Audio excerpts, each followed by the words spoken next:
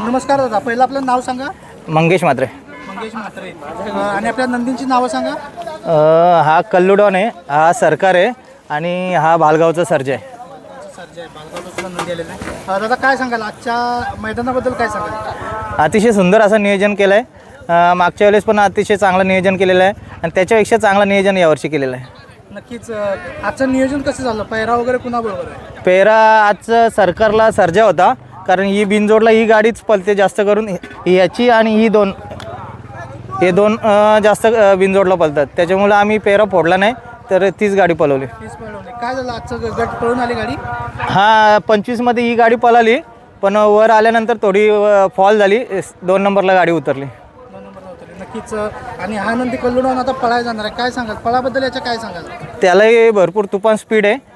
इरा कौस्तुभ विचारे त्यांच्या नावाने नंदी पळत असतो आणि त्याला माझा तो दुसरा छोटा सर्जा आहे, तो पेर आहे. काय सांगाल नंदीबद्दल? काय सांगाल?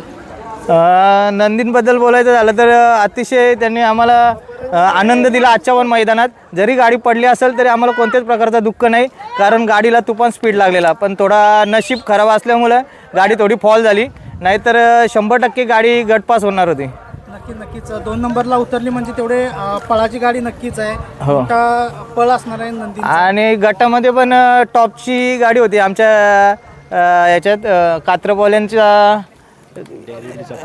डेरवलीचा पाखऱ्या होता आणि एक साईडला सोन्याची गाडी होती. सोन्याची गाडी होती. हां. नक्कीच. नंदीबद्दल काय सांगाल आपल्या? नंदीबद्दल जेवढं बोलाल तेवढं कमीच आहे. आम्हाला बिनजोडला कधीच नाराज नाही केला नंदीनी. त्याला नेहमी तो आणि हे 2च पेऱ्या असतात, आम्ही कधीच पेरा चेंज करत नाही. नक्कीच. मुंबई म्हटलं की पहिलं येतं बिनजोड, आणि बिनजोड नुसतं बिनजोड असतं, पण आता 3 फेऱ्याचं मैदानसुद्धा चालू व्हायला लागले, त्याबद्दल काय सांगाल?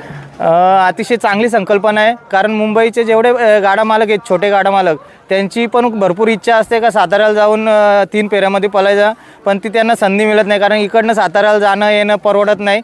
त्याच्यामुळं मुंबईला जो आता मैदान होते 3 फेऱ्याचा, तर अतिशय चांगलं मैदान होते. अतिशय चांगलं मैदान होतं. 3 फेऱ्या मुंबईला चालू होते.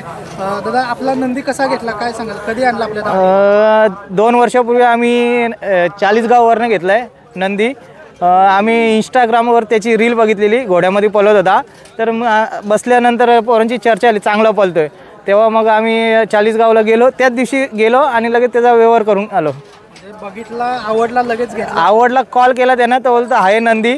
लगेच आम्ही इकडनं टेम्पो घेऊनच गेलो, येताना घेऊनच आलो नंदी. नक्कीच दादा, मी तुम्हाला प्रश्न विचारतो, कारण आजकाल आपण जे नंदी बघतोय 3 फेऱ्याचा असू दे किंवा बिनजोडचा असू दे, लोक आजकाल असे नंदी उचलतात जे घोड्याबरोबर पळतात. काय सेपरेट असं त्यांचं त्याचं ट्रेनिंग घेतलं जातं, किंवा घोड्याबरोबर पळतोय म्हणून जास्त पळणार, असं काही आहे का? नाही, असं काही नाही, कारण घोड्यामध्ये पळणारा नंदी आहे तो पुढच्या रानाला जास्त पळ असतो त्याचा, आणि खालून पण तेवढाच स्पीड असतो. आणि बिनजोड म्हटलं तर खालून जो गाडी टाकून जातो, तर वरती बाजूच्या गाडीला चान्सच मिळत नाही. माझ्या गाडीला चान्सच मिळत नाही. घोड्याबरोबर पळतोय म्हणजे तेवढा स्पीड पण त्याला पकडावा. हो. मग तुम्ही कसं काय हे नियोजन कसं काय केलं आजचं? आजचं नियोजन आमची घरचेच आहेत, रिलेटिव्ह आहेत, आणि आमचं आधीच ठरलेलं मुंबईला जेव्हा पण 3 फेऱ्यांचं मैदान होईल तेव्हा आपली हीच गाडी पळवायची.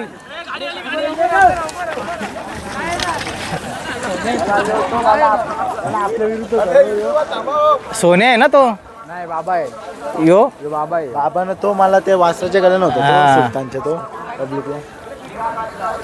नक्कीच मित्रांनो, थोडंसं पंबल झालेला इथे. हां, गाड्या आलेल्या. फेऱ्याची गाडी आल्यामुळे काय सांगाल दादा, आणखी काय सांगाल? आपला नंदी जो आहे आता तुम्ही घेऊन आल्यानंतर इथं त्याचं ट्रेनिंग वगैरे कसं चालू असते? कारण तिकडे ट्रेनिंग तर आमचा गणेश म्हणून आहे एक मुलगा, तो नंदीला टाप टाकायची असेल, काही करायचं असेल तर त्या गणेशशिवाय त्याला काहीच करू शकत नाही, कारण कोणाला तो हातच लावून नाही देत.